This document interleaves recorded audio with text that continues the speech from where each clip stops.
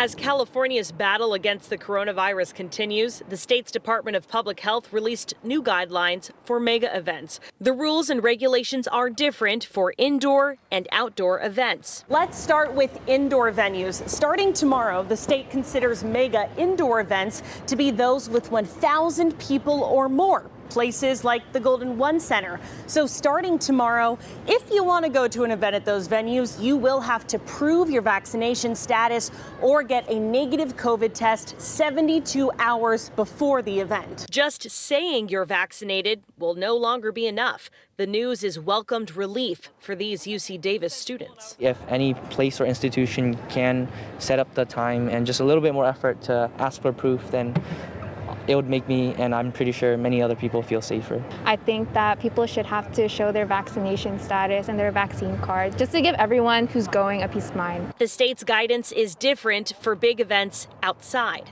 The state says a mega outdoor event is one with 10,000 or more people. Venues like Hornet Stadium here at Sacramento State now have different recommendations going into tomorrow. So if an outdoor mega event has more than 10,000 people, the state recommends these mega events require proof of vaccination or that negative COVID test 72 hours before.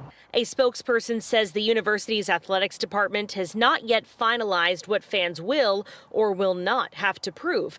The next home game is on October 9th. We reached out to Sacramento Republic FC, who call the Hart Health Park home, and the Sacramento River Cats, who play at Sutter Health Park.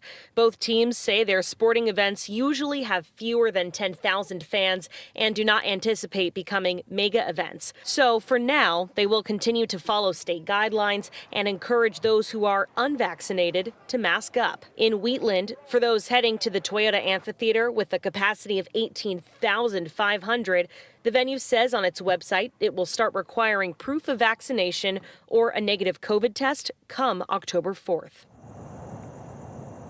And live out here at Cal Expo, a spokesperson tonight tells me Cal Expo doesn't expect any of those large mega outdoor events here anytime in the near future. But as soon as they do, they will be following those state guidelines. Golston, Edie? And we know, Brittany, a lot of these venues have been offering vaccines, like right there, Cal Expo, one of the larger sites over the past several months. So how much longer can people roll up their sleeves there? Only 10 more days. So county officials say you have through September 30th to get your vaccine here. But if you go on the county's website tonight, you will find plenty of sites where you can go to get that vaccination. There's also a unique clinic that's happening this weekend. So we want to stick this graphic here on your screen for you to check out. Sacramento Republic FC wants to encourage its fans to get vaccinated. So this Saturday from 9 to 11 in the morning, head to Carrillo Courts at Northgate Park.